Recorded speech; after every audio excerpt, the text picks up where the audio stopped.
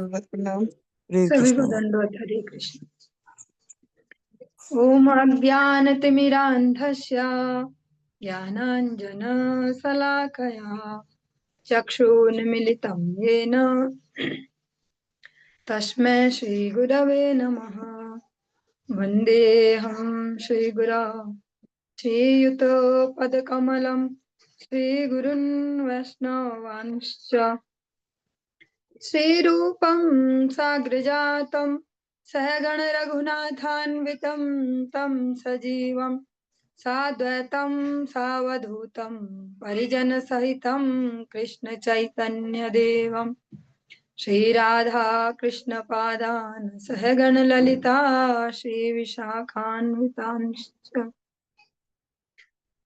वृन्दाय तुलसी देव्ये प्रियाय केशवस्य च कृष्ण भक्ति प्रदे देव्ये यत्यवत्ये नमो नमः। वाञ्छाकल्पतरुभ्यश्च कृपा सिन्धुभ्य एव च पतितानां पावनेभ्यो वैष्णवेभ्यो नमो नमः। जय श्री कृष्ण चैतन्य प्रभु नित्यानंद श्री अद्वैत गदाधर शिवासादि गौर भक्त वृंद। हरे कृष्णा कृष्णा कृष्णा हरे हरे, हरे राम राम राम हरे हरे।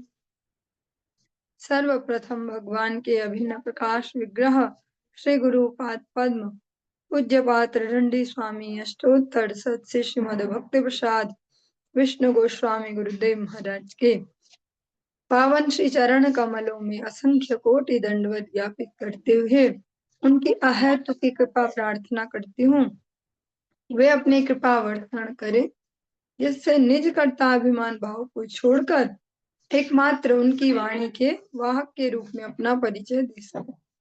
परम गुरुदेव नित्य लीला कृष्ण विष्णुवास श्रीमद भक्ति दयित माधव गोस्वामी महाराज, परमेष्ठि गुरुदेव जगत गुरु भक्ति सिद्धांत सरस्वती गोस्वामी ठाकुर प्रभुपाद व समस्त गुरु परंपरा युक्त हूँ पार्षद श्रीमन नित्यानंद प्रभु श्री गौर हरि वृंदावन विहारी श्री राधा गोपीनाथ भगवान जयुक्त हूँ वे हम सभी पर अपनी कृपा वर्षण करें, जिससे भगवान के पवित्र नाम और हरि गुरु वैष्णव सेवा में हम सभी की रुचि उत्पन्न हो सके। इन मंगलमयी सेवाओं द्वारा हमारी मति स्निग्ध हो सके। हम श्रवण कर रहे हैं ग्रंथ राज श्रीमद् भागवतम के अंतर्गत एकादश स्कंद 11वां स्कंद, और इसका आज हम 31वां 31 वाला जो अध्याय है इसको आज प्रारंभ करने जा रहे हैं। ओम नमो भगवते वासुदेवाय, ओम नमो भगवते वासुदेवाय, ओम नमो भगवते वासुदेवाय। श्रीशुक उवाच अथ तत्रागमद्ब्रह्मा भवान्या च समं भवः महेन्द्र प्रमुखा देवा मुनयः स राजेश्वराः। श्रील सुखदेव गोस्वामी ने कहा, तब ब्रह्मा जी, शिव जी तथा उनकी जो पत्नियां हैं, मुनियों, प्रजापतियों तथा इंद्रादि देवताओं सहित प्रभास आए।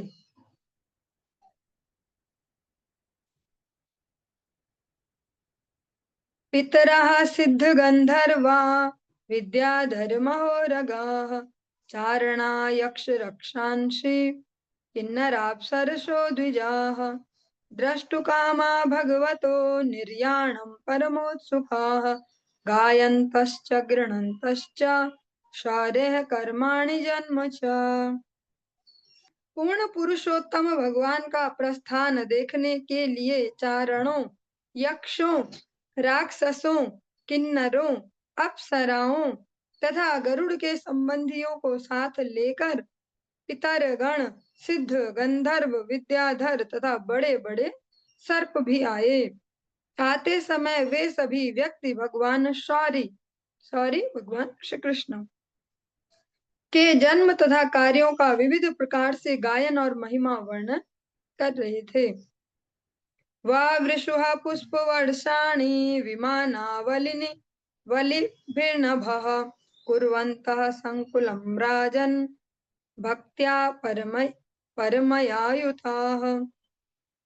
हे राजन, उन्होंने आकाश में अपने अनेकानेक विमानों की भीड़ लगाकर अत्यंत भक्ति भाव से फूलों की वर्षा की। भगवान पितामहं वीक्ष्य विभूतिरात्मनो विभुः संयोज्यात्मनि चात्मानं पद्मनेत्रे न्यमीलयत्।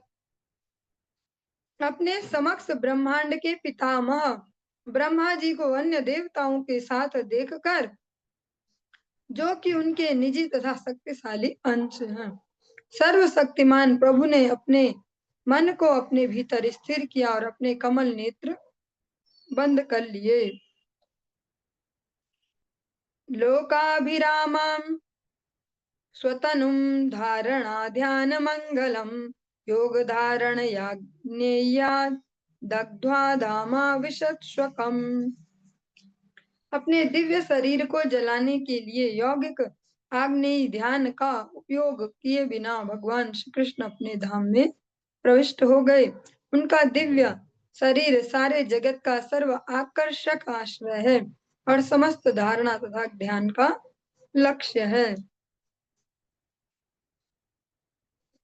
दिवि दुन्दुभयो नेदुः पेतुः सुमन शश्चघात सत्यम धर्मो धृतिर्भूमेः कीर्तिः स्विश्चानुतम ययुः। जो ही भगवान श्री कृष्ण ने इस पृथ्वी को छोड़ा, त्यों ही सत्य, धर्म, धृति, कीर्ति तथा सौंदर्य उनके पीछे पीछे चल लिए। स्वर्ग में दुंदुभियां बजने लगी और आकाश से फूलों की वृष्टि होने लगी।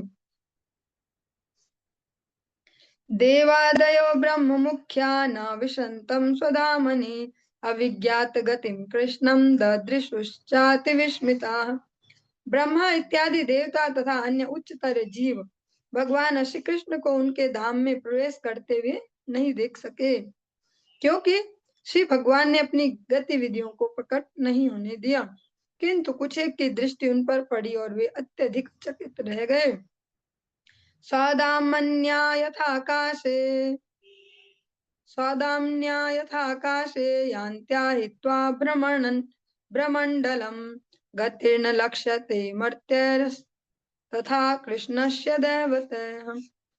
जिस तरह सामान्य लोग बादलों से निकलती बिजली के मार्ग को निश्चित नहीं कर सकते, उसी तरह अपने धाम लौटते हुए भगवान श्री कृष्ण की गतिविधियों का पता देवतागण नहीं लगा पाए।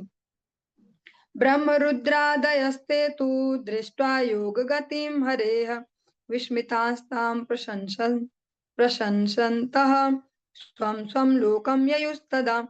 किंतु कुछ देवता गण, विशेष रूप से ब्रह्मा जी तथा शिव जी, यह निश्चित कर सके कि किस तरह श्री भगवान की योग शक्ति कार्य कर रही है, और इस तरह वे चकित हुए। सारे देवताओं ने श्री भगवान की योग शक्ति की प्रशंसा की और तब वे अपने अपने लोक को लौट आए। राजन परस्य तनुभृज्जननाप्ययेह माया विडम्बनम वेहि यथा नटस्य सृष्ट्वात्मने दमनुविश्य विहृत्य चान्ते संहृत्य चात्म महिनो परतः सास्ते। हे राजन, मीन्स परीक्षित महाराज जी को सुखदेव गोस्वामी जी कह रहे हैं, तुम जान लो कि श्री भगवान का प्राकट्य तथा उनका अंतर ध्यान होना जो देहधारी बद्ध जीवों के ही सदृश होते हैं, वास्तव में उनकी माया शक्ति द्वारा अभिनीत खेल है, जैसा कि कोई अभिनेता करता है। वे इस ब्रह्मांड की सृष्टि करने के बाद उसमें प्रवेश करते हैं, कुछ काल तक उसके साथ खेल करते हैं और अंत में उसे समेट लेते हैं।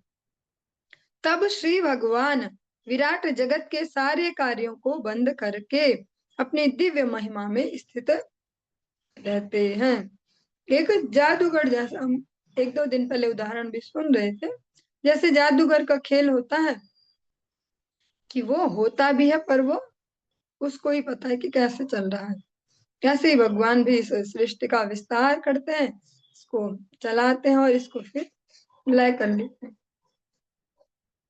मर्ते न यो गुरुसुतं यमलोकनीतं त्वां चानयच्छरणदः परमास्त्रदग्धं जिज्ञेन्तकान्तकमपीशं शावनीशः किं स्वावनेश्वर नयनन मृगयुं सदेहम। भगवान श्री कृष्ण अपने गुरु पुत्र को सशरीर यमराज के लोक से वापस ले आए, और जब तुम अश्वत्थामा के ब्रह्मास्त्र द्वारा जला दिए गए थे तो उन्होंने परम रक्षक के रूप में तुम्हें भी बचाया। उन्होंने मृत्यु के दूतों को भी मृत्यु देने वाले मृत्यु देने वाले शिव जी को युद्ध में परास्त किया, और जरा शिकारी को उसके मानव शरीर सहित ही वैकुंठ धाम भेज दिया। क्या कभी ऐसा पुरुष अपनी रक्षा करने में असमर्थ हो सकता है? हाँ, जैसा केवल भागवत जी का संदर्भ देख के कह दें कि भगवान तो मरे थे, ऐसा तो इसी भागवत जी में सुखदेव गोस्वामी जी उनसे फिर प्रश्न भी कर रहे हैं, उनको समझा रहे कार से कि जो भगवान ऐसा ऐसा सबको कर सकते हैं रक्षा, तो क्या अपनी रक्षा नहीं कर सकते? तो भगवान कैसे हो? ऐसा ही जो हमारे गुरु वर्ग में से इस प्रकार से कोटेशन आदि आती हैं कि अगर हमें विश्वास ही नहीं है कि भगवान सब कर सकते हैं, तो फिर अभी हमारी भक्ति दृढ़ कहाँ है? हमने भगवान उन्हें समझा कहाँ? भगवान कहते ही तो है, विश्वास तो नहीं है ना वे सब कर सकते हैं। क्योंकि अगर भगवान कह दिया तो मतलब वे षड्भगों से संपन्न है, उनके लिए कुछ भी इम्पॉसिबल नहीं है। तथाप्यशेष स्थिति संभवाप्ययेष्व अनन्य हेतुर्यद शेष शक्ति दृक् नैच्छत् प्रणेतुं वपुरत्र शेषितम् अर्तेन किं स्वस्थ गतिं प्रदर्शयन्। असीम शक्तियों के स्वामी भगवान श्री कृष्ण असंख्य जीवों की उत्पत्ति, पालन तथा संहार के एकमात्र कारण होते हुए भी इस जगत में अपने शरीर को अब और अधिक नहीं रखना चाहते थे। इस तरह उन्होंने आत्मा में स्थित लोगों को गंतव्य दिखलाया और यह प्रदर्शित किया कि इस मर्त्य जगत का अपना कोई मूल्य नहीं है।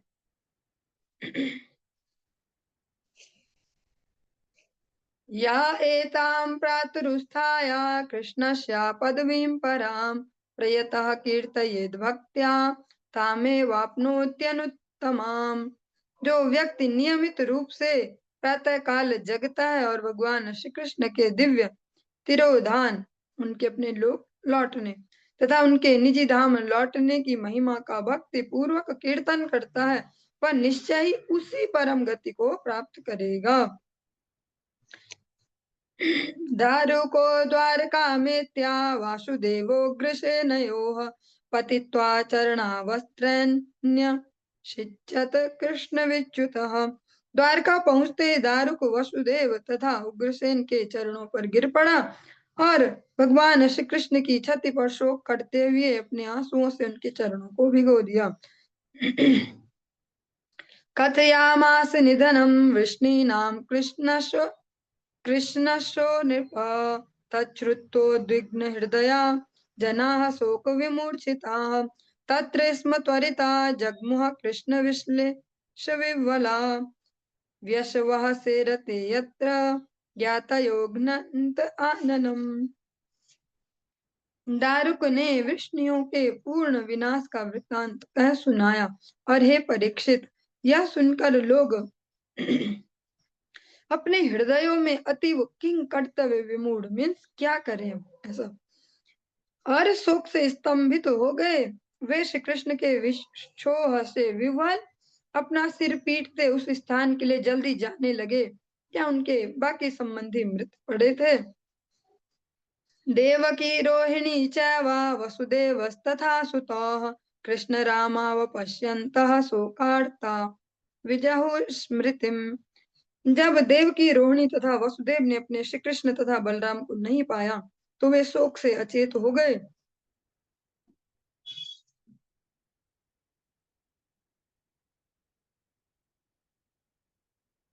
प्राणांश विजहुस्तत्र भगवद्विरहातुरः तुराः उपगुह्य पतिस्तात चितामारु रुः स्त्रियः।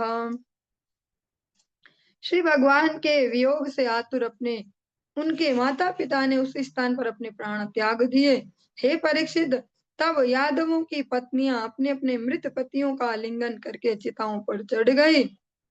राम पत्न्यश्च तदेहमुप गुह्याग्निमाविशन् वसुदेव पत्न्यस्तद्गात्रं प्रद्युम्नादीन् हरे स्नुषा। कृष्ण पत्न्यो विषन् विषन्नग्निं रुक्मिण्याद्यास्तदात्मिकाः। भगवान श्री बलराम की पत्नी भी अग्नि में प्रविष्ट हुई और उनके देह का आलिंगन किया। इसी तरह वसुदेव की पत्नियां उनकी चिता में प्रविष्ट हुई और उनके शरीर का आलिंगन किया। भगवान श्री हरि की पुत्र वधुएं प्रद्युम्नादि अपने जो के पति हैं उनकी चिताओं में प्रविष्ट हुई। रुक्मिणी तथा भगवान श्री कृष्ण की अन्य पत्नियां उनके जिनके हृदय उनमें पूर्णतया लीन थे उनकी चिता में प्रविष्ट हुई।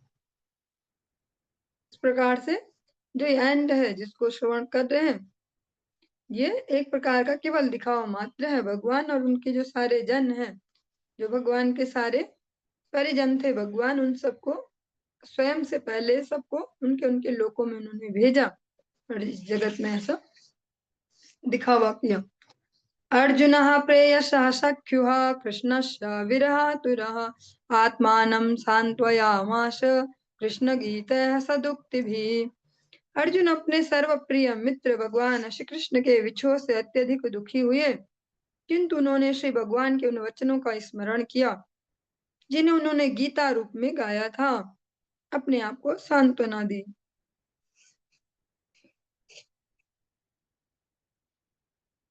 बंधूनां नष्ट गोत्राणाम अर्जुनः सांपरायिकं हतानां कारयामास यथा वदनुपूर्वशः।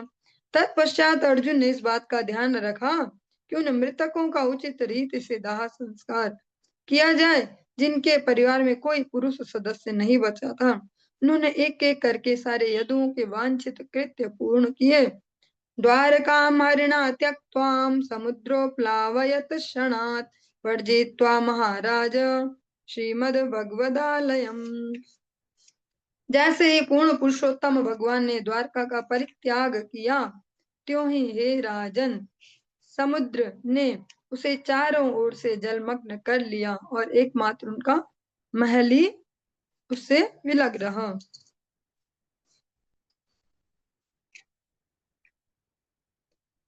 नित्यं सन्निहितस्तत्र भगवान् मधुसूदनः स्मृत्याशेषा शुभहरं सर्वमंगलमंगलम्।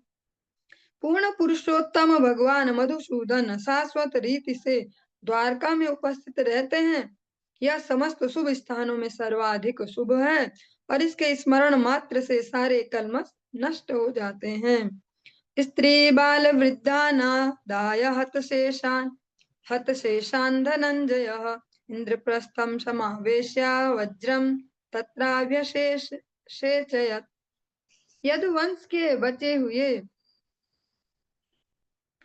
स्त्रियों, बच्चों तथा बूढ़ों को अर्जुन इंद्रप्रस्थ ले आए, जहाँ उन्होंने अनिरुद्ध के पुत्र वज्र को यदुओं के शासक के रूप में प्रतिष्ठापित किया।